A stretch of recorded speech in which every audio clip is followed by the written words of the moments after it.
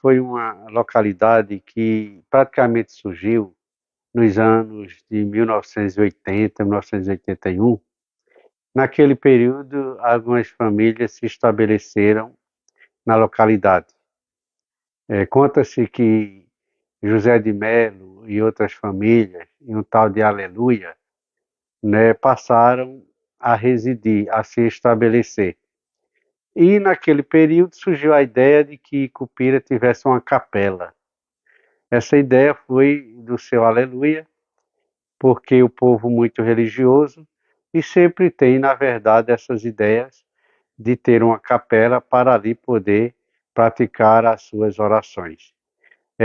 O fato é que, próximo a uma lagoa, ali estava uma árvore que passou a ter nessa árvore umas abelhas que eram denominadas de cupira. E aí, por conta dessas abelhas serem denominadas de cupira,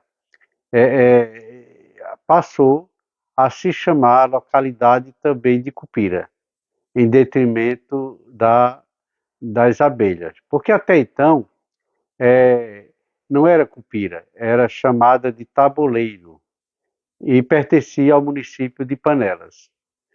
Com as abelhas, então deixou de ser denominada de Tabuleiro, passou a ser denominada de Cupira. Até que, se tornando povoado e vila, ela depois tornou-se independente de Panelas, né, quando foi emancipada daquele município nos anos de 1953. Então, a partir de então, Cupira deixou de ser vila pertencente ao município de Panelas e tornou-se cidade, né, através de um ato do governador do estado de Pernambuco, que fez com que Cupira se tornasse independente naquele ano.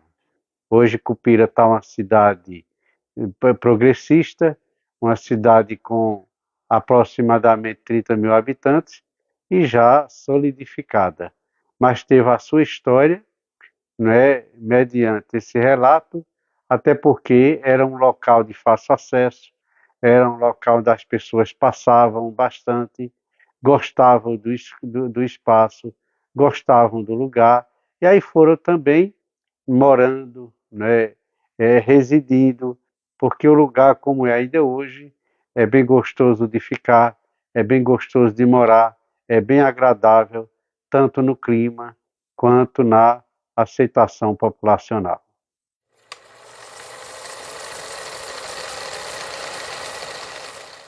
Sete personagens que viveram na época, na época da emancipação política. Estiveram aqui em Cupira nas décadas de 50, 60, 70.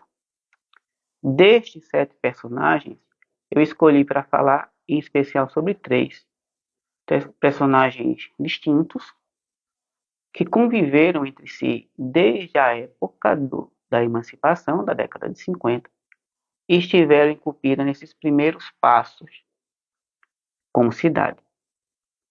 Um personagem central para a emancipação do município é o Major Bastos, Sebastião Marques de Melo Bastos, que foi a pessoa que provocou a emancipação do município. À época, ele primeiro veio para cá, para a região de Panelas, como vocês devem saber. Panelas era um município maior, de onde Cupira se independeu. Cupira se separou na década de 50. Então, o Major Bastos veio para Panelas, foi aqui acolhido pelo prefeito de lá, o Zezinho Rufino, e comprou terras aqui nas proximidades da fazenda Glória. Inclusive, a primeira casa dele ainda está ali de pé, de frente à fazenda. Um pouquinho danificada do tempo, mas ela ainda está lá. Ao comprar e ao se instalar em Cupira, a época nem era Cupira, né? A época Panelas, ele conseguiu ser prefeito daquela cidade entre 1948 e 1951. Porém, ele acabou gostando de Cupira e incentivado por muitos munícipes, muitas pessoas aqui do município, o major resolveu abraçar a causa da emancipação do município. E ele conseguiu. Inicialmente, contatando o governador Agamenon Magalhães, que havia prometido a ele, diante de um acordo, que tornaria Cupira uma cidade. Passou o governo do Agamenon, mas Etelvino Lins cumpriu o acordo deixado pelo seu antecessor. E em 29 de dezembro de 1953, Cupira foi declarada legalmente como cidade.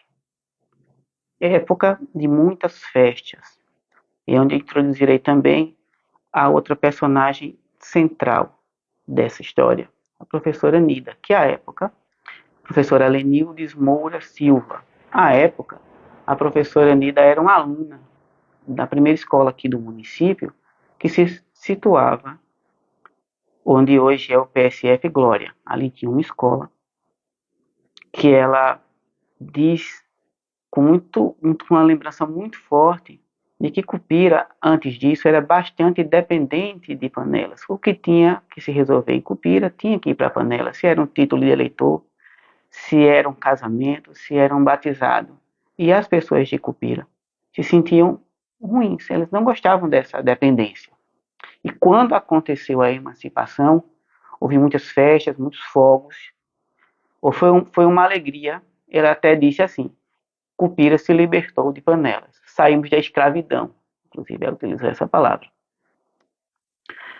Ela também deixou uma mensagem muito importante que eu gostaria de dizer, é que tem uma árvore lá que elas plantaram quando era na escola, quando elas eram alunas. Então, aquela árvore ali do lado do PSF é septuagenária, ela tem mais de 70 anos, que foi da época que elas plantaram. Ela disse: meu filho, se você puder fazer alguma coisa para que essa árvore seja preservada, faça. Aproveitei o documentário agora. Voltando ao personagem Major Bastos, ele era aqui considerado como se fosse o banco do município.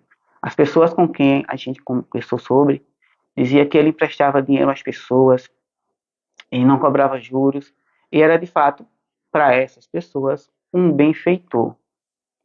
Ele também instituiu, na época em que foi prefeito aqui no município, ele foi o segundo prefeito do município. O primeiro prefeito eleito, o primeiro prefeito foi o tio do seu Epitácio, que é o nosso terceiro personagem. Ele, o doutor seu Francisco, ele foi o primeiro prefeito que foi outorgado, vamos chamar assim. Mas o primeiro prefeito eleito foi o Major Bastos. Ele instituiu um prêmio, na época ele chamava de seguro para um cavalo roubado. Ou seja, ele dizia que se alguém roubasse um cavalo aqui no município, ele pagava o valor do cavalo. O governo municipal, o erário municipal, seria responsável por pagar. E ele se orgulhava disso não ter acontecido no período em que ele foi prefeito aqui. Essa última informação foi extraída do livro do filho dele, comandante Paulo de Melo Bastos, que inclusive tem uma participação na história política de nossa cidade. Ele, à época da emancipação, na década de 50, era uma figura importante na capital do Brasil, que à época era o Rio de Janeiro. Brasília só foi ser capital do Brasil a partir da década de 60. Então ele era uma pessoa politicamente influente, ele era presidente do Sindicato dos Aeroviários, lá no Rio de Janeiro, e teria também tido uma influência de um apoio para a causa de Cupira. O terceiro personagem já citado é o seu Epitácio. O seu Epitácio é uma figura ímpar, uma figura histórica do município, tendo participado desde a primeira, na verdade, não só da eleição, desde o primeiro abaixo-assinado, quando Cupira passou a ser cidade, quando havia um requisito para que Cupira fosse cidade. E ele, em sua entrevista, conversando, ele nos disse que mais de 90% das pessoas assinaram esse abaixo-assinado, uma parte colhida por ele, para que Cupira pudesse vir a ser uma cidade. Desse momento para frente, em todas as eleições municipais, enquanto aqui esteve conosco, ele participou ativamente das eleições municipais, tendo narrado com detalhes todas as vitoriosos, os derrotados e os percalços que percorreram toda essa história. Para deixar registrado também, ainda da professora Nida, quando ela era aluna, aqui na cidade tinha um hino. O hino se chamava Clarins da Liberdade. Era um hino em homenagem à independência do município, que exaltava os feitos do Major Bastos. E ela teve a nossa alegria e emoção no momento dela estar. Ela cantou para nós esse hino lá. E ele é um hino o hino atual, o hino de Cupira, feito por seu Amaro. E esse hino, a gente tem o registro e a lembrança dela cantando, que nos deixou bastante emocionados.